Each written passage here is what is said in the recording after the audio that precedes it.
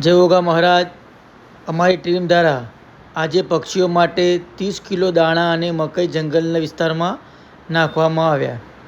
મિત્રો, તમે અમારી સેવાઓ જુઓ છો, તમને ગમે છે તો અમારી ચેનલને અચૂક લાઇક, શેર અને સબસ્ક્રાઈબ કરજો, જેથી કરીને અમારી સેવાઓ દરેક સુધી પહોંચે અને દરેક પરિવાર આવી નાની નાની સેવાઓ કરી સારું કર્મ કમાય, એવી અમારી એક ઈચ્છા છે. જય ઓગા મહારાજ. સ્વાગત.